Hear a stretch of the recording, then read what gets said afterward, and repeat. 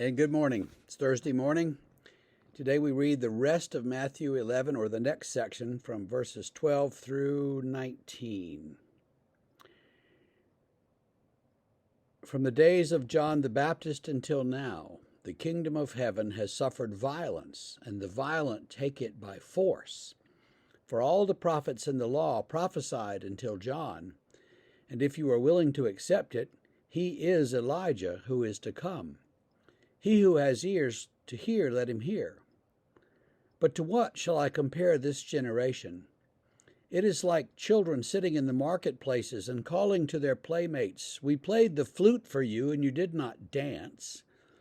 We sang a dirge, yet you did not mourn. For John came, neither eating nor drinking, and they say, he has a demon. The Son of Man came eating and drinking, and they say, look at him, a glutton and a tax collector. A glutton and a drunkard, a friend of tax collectors and sinners. Yet wisdom is justified by her deeds." It's interesting, the story of John the Baptist. You know that he was executed by Herod. He'd called out Herod for taking his brother's wife as his mistress. The Herods were a mess as a family, and that woman's daughter was dancing, and Herod was drunk, and there was a big party going on, and they liked her dance, and he said, "Well, whatever you want, I'll give you, even half the kingdom." And she asked her mother, what should she ask for? And her mother says, the head of John the Baptist. And so John the Baptist is executed, and the head is brought into Herod, who is basically terrified that this has happened, but he has to save face, and so he approves it all. The body is buried in one place, and tradition says it was moved and reburied 3 or 4 times over the centuries. The same thing with the head in different places. And there are a lot of traditions about the right hand of John the Baptist, the hand that baptized Jesus, being preserved in a kind of a pristine state, and is reputed to work miracles. So there's a lot of history with John the Baptist, or tradition about John the Baptist.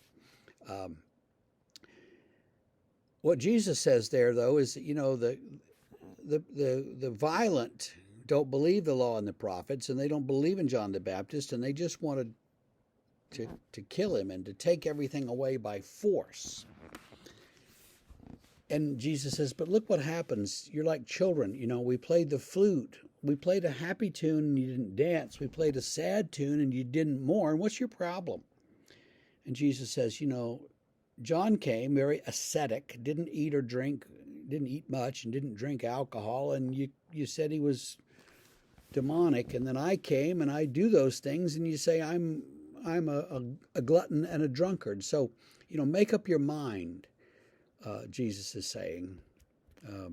But all through here, there's a great deal of respect for John the Baptist that Jesus has. Jesus knows that he is greater than John the Baptist, but it's not a competition. There's no one-upmanship going on. He's simply trying to get the people to recognize that John is a prophet and John is worthy of respect and honor, and indeed worthy of our respect and honor.